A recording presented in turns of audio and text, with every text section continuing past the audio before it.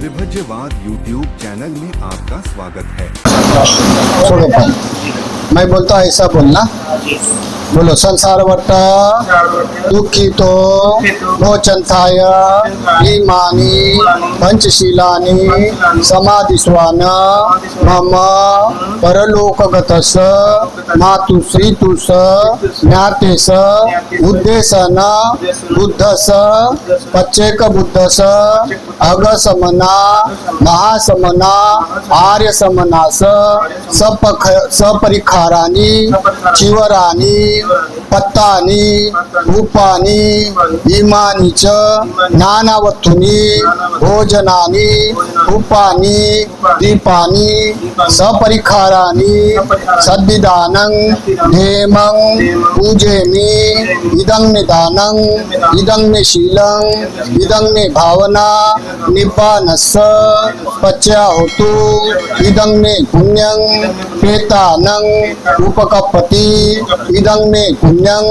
सब्बे सत्ता सब्बे पाना सब्बे भूता सब्बे मनुष्या सब्बे अमनुष्या सब्बे अरिया सब्बे अनरिया सब्बे देवता सब्बे विनिपातिका अनुमोदन्तु साधु साधु साधु विजितं पचितं तुयं क्षिपमेव समिज्जन्तु सप्तोचित संकल्प चन्द्रसोयता आयु आरोग्य संपत्ति सब संपत्ति मेव च ततो निपान संपत्ति मिनाते समज्जतु दुख भत्ता च दुख भय भत्ता च भया शोक भत्ता च शोका होन्तु सभ्ये पिपानि एतावता च तुम्हे संपदं पुण्य संपदं सभ्ये देवा मनुष्यन्तु सब संपत्ति सिद्धिया दानं ददन्तु सद्दानं शीलं रक्षन्तु सर्वदा भावना विरतावन्तु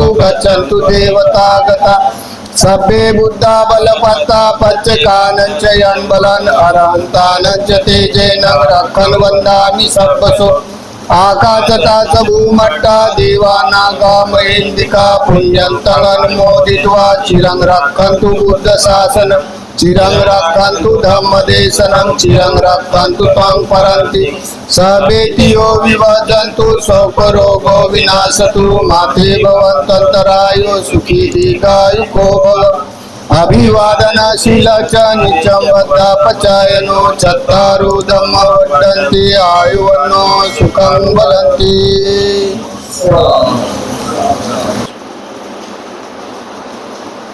नमो तस्य भगवतो अरहतो सम्मा सम्बुद्धस्य नमो तस्य भगवतो अरहतो सम्मा सम्बुद्धस्य नमो तस्य भगवतो अरहतो सम्मा सम्बुद्धस्य यं मंगलं द्वादशैः चिन्तानेषु देवता अर्थति संच मंगलं देशितं देवदेवानं सर्वपाप विनाशके सर्वलोकहितत्थाय मंगलं च भणामहे आसेवनाच बालानां पंडितानां सेवना पूजा च पूजनीयानं एतं मंगलम् उत्तमं साधु साधु।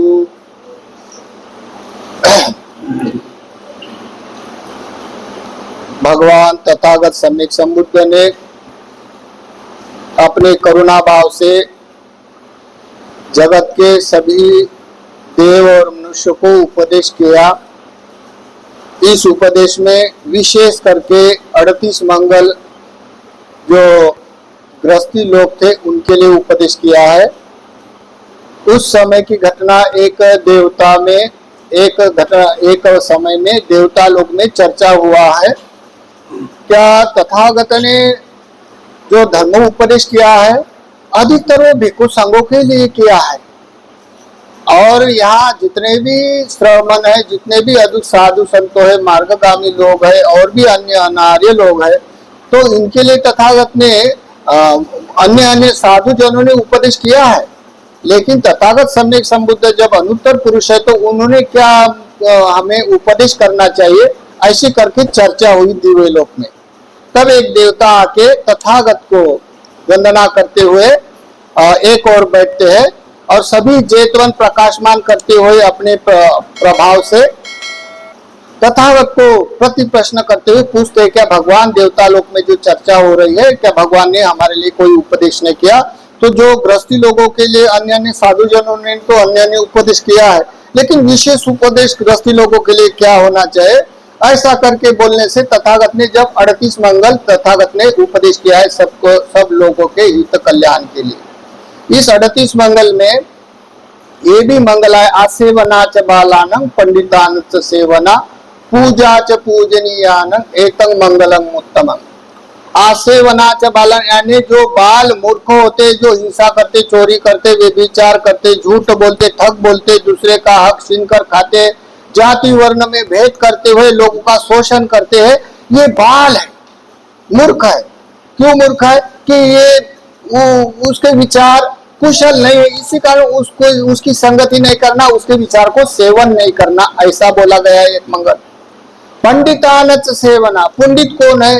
जो मार्गगामी, स्वतापन्न, सकृतगामी, अनागामी, अनंत जो मार्ग के जो लोग होते, ये यथार्थवादी होते, ये सभी देव और मनुष्य के कल्याण हित के लिए वो उपदेश करते हैं। तो ये पंडितानच सेवना, ऐसे पंडित लोगों को सेवन करना चाहिए। पंडितानच सेवना आसेवना च बालानं पंडितानच सेवना पूजा च पूजनीयानं एतं मंगलं उत्तमं।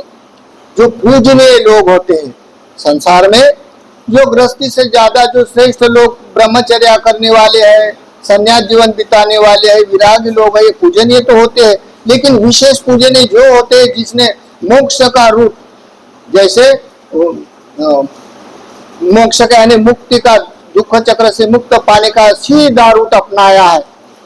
उजुपटिपन्नो भगवतो सावक संगो, जैसा उजु मार्ग में है वो लोगों को सेवन करने से सेवन करने वाले का भी मंगल होता है, ऐसा करके तथागत ने उपदेश किया है। ऐसे उपदेश करते हुए जो जो लोग सतन समागम हो तो यावनी पान पट्या संगति करते करते अपने हित और कल्याण चाहने वाले लोग आते हैं और अपना कल्याण कर लेते हैं।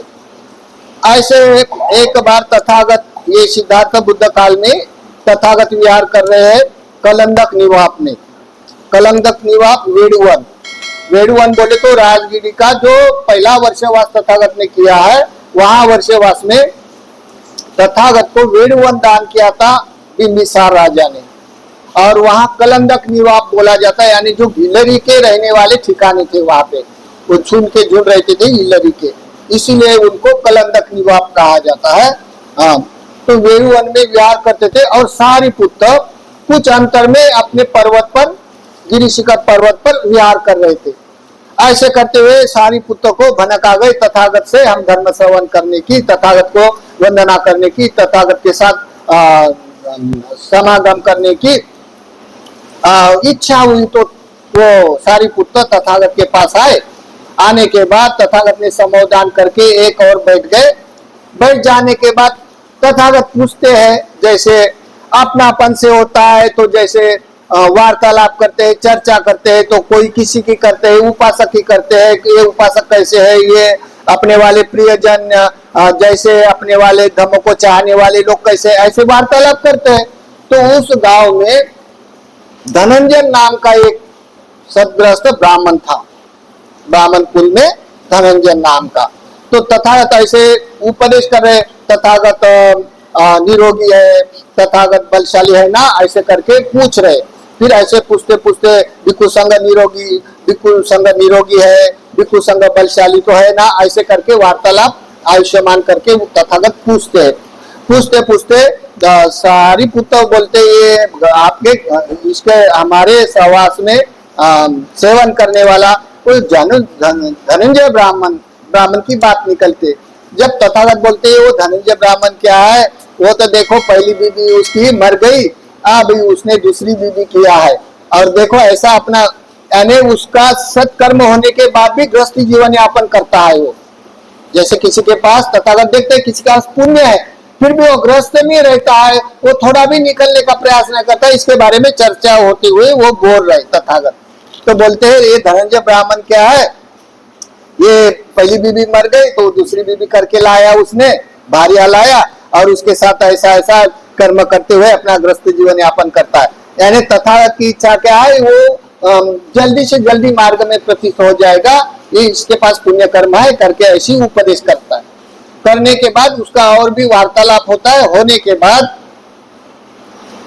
सारिपुत्र धनंजय को वो धनंजय के उपदेश करने के लिए, उसको मिलने के लिए चाह करता है और वो गांव में उतरकर चलते हैं धनंजय को मिलने के लिए।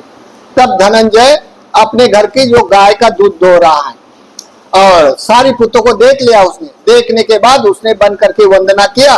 सारिपुत्र एक और जाके बैठ गया। तब उसने दूध धोकर एक अपना दूध का एक गिलास भरकर वो सारिपुत्र को प्रदान किया, दान किया और बोलते बनते ये भोजन के समान होता है, इतना भर भी दूध होता है, ऐसा करके बोल के बनते को प्रदान किया, वंदना किया। वंदना करने के बाद वो वार्ता कर रहा है सारिपुत्र के पास। बोलता है देखो हमको ना पाप तो कर्म नहीं करते हम लोग, हम दुष्कर्म नहीं करते, विषमचारी नहीं, हम दुराचारी नहीं, तो क्या करते, हम माता पिता की गृहस्थी हो तो कोई बात नहीं, हम लोग गृहस्थी होकर भी माता पिता की सेवा करते हैं, नातेगण का हम सम्मान करते हैं, हमारे मित्र नातेगण को हम मदद करते हैं, हमारे सत्पुरुषों को हम दान करके दान धर्म करते हैं, हमारे बीमार कोई लोगों को मदद करते हैं।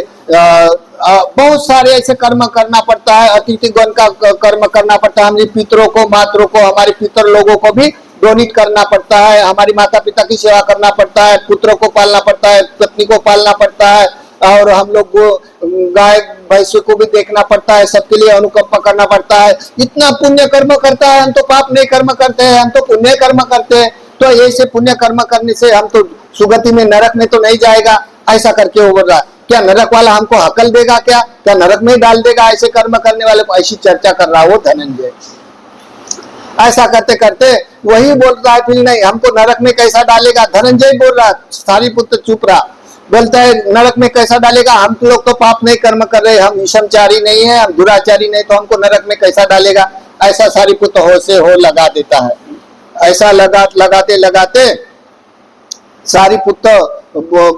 सारिपुत्र को पूछते हैं, फिर बोलते नरक से नहीं जाना, तो कौन नरक से नहीं जाना, ऐसी बात करते करते उसका अनुमोदन करते। अनुमोदन करने के बाद सारिपुत्र अपने जहाँ निवास का था वहां जाके विहार कर रहे। तब क्या हो गया, 2-3 दिन में वो धनंजय ब्राह्मण बड़ा बीमार हो गया। बीमार हो जाने से बड़ी पीड़न हो गया उसको पीड़न हो जाने से उन्होंने अपने वाले सब सहचारी से बोला जाओ तथागत के पास जाओ और मेरी तरफ से तथागत का कुशल मंगल पूछकर तथागत का कुशल से पूछो और बोल दो धनंजय बहुत बीमार है, बहुत वेदना से पीड़ित है, हम तथागत की धनंजय तथागत की वंदना करता है, ऐसा बोल दो मेरे तरफ से।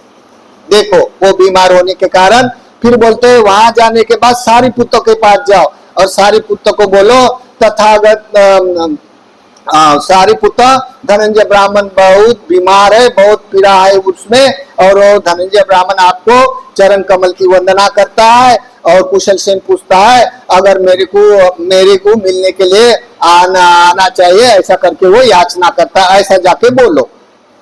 उसका सहचारी जाता है, तथागत की वंदना करता है, कुशल से पूछता है, फिर सारिपुत्र के पास जाता है, सारिपुत्र को भी कुशल से पूछता है, सारिपुत्र को भी वंदना करता है, बोलते हैं धनंजय ब्राह्मण आपकी वंदना करता है, उसका बहुत बीमार है, बहुत पीड़ा से वो वेदित है, आप लोगों को मिलना चाहता है, तो आपको कष्ट करे और उनको मिलने के लिए आशीर्वाद देने के लिए आए करके बोलते हैं। तब सारिपुत्र उठा और पात्र चिवर लेके उनके यहाँ मिलने के लिए चला गया। चले जाने के बाद सारिपुत्र पूछते हैं क्या धनंजय आपको वेदना कम होती नजर आती है, क्या ज्यादा नजर आती है, आपको पीड़ा और उत्पन्न हो रही क्या कम हो रही, ऐसा मालूम हो रहा। ऐसे पूछते पूछते वो धनंजय ब्राह्मण बोलता है नहीं बनते, मुझे तो ऐसा लगता है क्या कोई एक घना बहुत वजनदार ऐसा पीटता है, ऐसे पीटना कि मुझे वेदना हो रही, ऐसा पीट रहा है, ऐसा मुझे वेदना, ऐसा में पीड़ा हो रहा है, और कोई मेरा वाला जड़ है वो कम नहीं हो रहा और भी ज्यादा तेज हो रहा, मैं मर जाऊंगा, ऐसा करके वो हाथ जोड़ता है। हाथ जोड़ने के बाद बोलता है मैं नरक में तो नहीं जाऊंगा ना। ऐसा करते करते अभी सारिपुत्र को लगा मर जाएगा तो वो कहा जाएगा करके सारिपुत्र उपदेश करते। देखो बोलते ब्राह्मण, नरक में जाना अच्छा है क्या प्रेत में जाना अच्छा है? तो बोलते हैं प्रेत में अच्छा है, प्रेत तो उचित है, वो नरक तो नीचे वाला है, इससे भी विवेक नहीं होता उसे।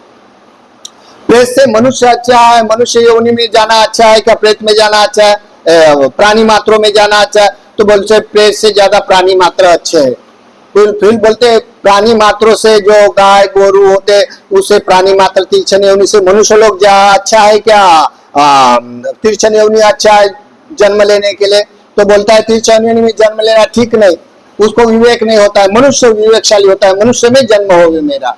फिर बोलता है अगर मनुष्य के जन्म के बाद चातुर्महाराजिक में उत्पन्न हुए तो चातुर्महाराजिक का अच्छा है क्या मनुष्य लोक में उत्पन्न होना अच्छा है? तो बोलता है चातुर्महाराजिक अच्छा होगा।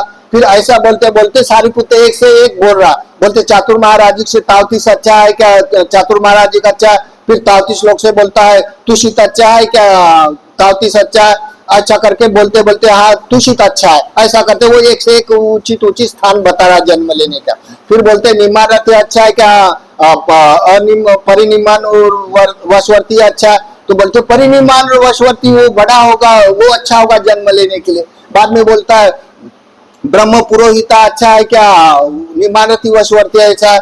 ऐसा ब्रह्म पुरोहिता बोले बोलो बरो वो पूछने लगता है, क्योंकि वो ब्रह्मा को चाहने वाला है, इसी कारण वो रुक गया। रुक जाने के बाद सारिपुत्र ने देख लिया वो तो ब्रह्मा में उत्पन्न होने वाला है होगा। तो बोलता है वो धनंजय ब्राह्मण बोलता है तो ब्रह्मा में तो उत्पन्न होने के लिए क्या रास्ता है?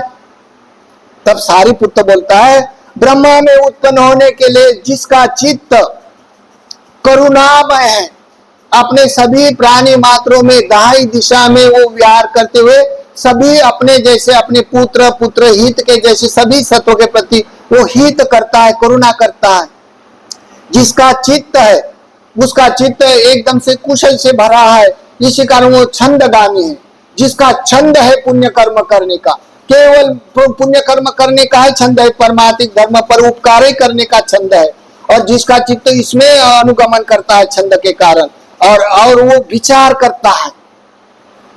तो जैसे छंद चार अधिपति धर्म होते, छंद अधिपति, चित्त अधिपति, वीर्य अधिपति और मीमांसा अधिपति। तो वो उसके लिए वो और विचार करता है और प्रयास करता है। तो ये रास्ता है ब्रह्म का, ब्रह्म होने का। ऐसा करके वो विस्तार पूर्वक सारिपुत्र धनंजय ब्राह्मण को बता रहा उपदेश करते करते उन्होंने श्रद्धा किया और भावना किया। ऐसी देखो भावना किया, सारिपुत्र उठकर अपने जगह स्थान पर विहार करने चले गए।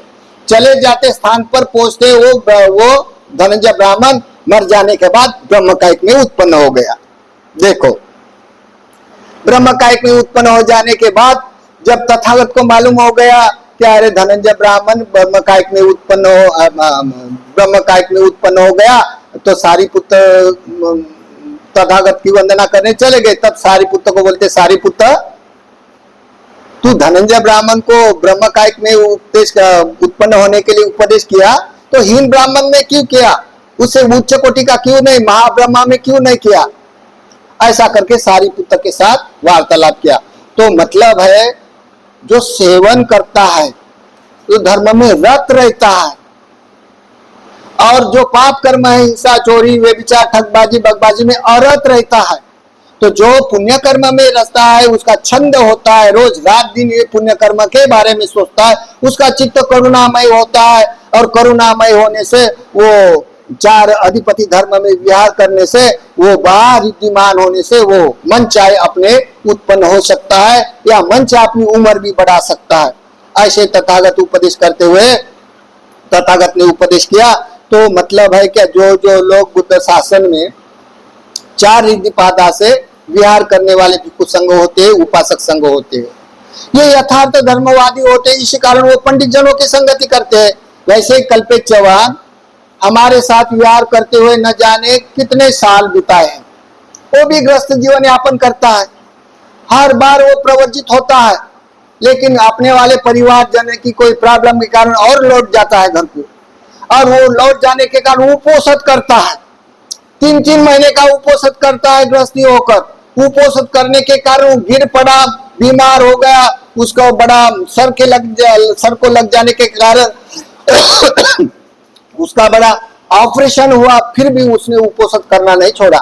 क्यों? कि वो संगति करने वाला है, वो पूर्व अनुगामी है, वो बुद्ध शासन का अष्टांगिक मार्ग का वो मुख्य रूप से वो पालनहार है। तो इसी कारण वो गृहस्थी लोग होते हुए भी न जाने जहाँ हम जाता है वहां वो पैसे बेचता है, दान धर्म की वस्तु बेचता है, अपने में कुछ दिन निष्क्रमता करने के लिए भी चीवर लेता है, और हमेशा धर्म श्रवण करता है, और धर्म श्रवण करते हुए उपदेश भी करता है उनके विहारों में। उसके साथ ब्रह्मचारी जो लोग है सहचारी है, उसको साथ साथ जाके बड़े अच्छी तरह से धर्म चर्चा करते रहता है। तो वो भी बड़ा पुण्य भाग है। इसी कारण तथागत ने बोला गया जो गृहस्थी रहते हैं तो भी ये पंडित लोगों के जो सेवन करने वाली बातें अपने में अपनाता है, अपना रिद्धि भाव बढ़ाता है। रिद्धि भाव बढ़ाने से वो भी अपना स्थान नियुक्त कर लेते हैं, अपने जन्म लेने के या मुक्त होने के स्थान नियुक्त कर लेते हैं। तो आज के पुण्य भाग से आज के दिए हुए दान सभी भिक्षु संघ सम्मिलित हुए, 5 के ऊपर ज्यादा भिक्षु है तो भिक्षु संघ है। भिक्षु संघ को देखकर बड़ा भाग्य होता है, खान पान देकर उसको अथ परिकार सपरिकार दान देकर वो पुण्य संपादन करना इस संसार में बड़ा पुण्य योग होता है, बड़ा समय उत्तम होता है। इस समय में भिक्षु मिलना, अपने पास कोई धन होना, अपनी घटना बनना, ये काल को अर्जित करने के लिए बड़ा पुण्य होता है। तो ये कल्पित चौहान उपासक ये पुण्य में हमेशा भागीदार होता है। इस पुण्य से उनके ज्ञातिगण सभी निरोगी रहे, इस पुण्य से उनके सभी संकल्प पूरे हुए, और इस पुण्य कर्म का सभी सतो अनुमोदन करे। साधु साधु अनुमोदन।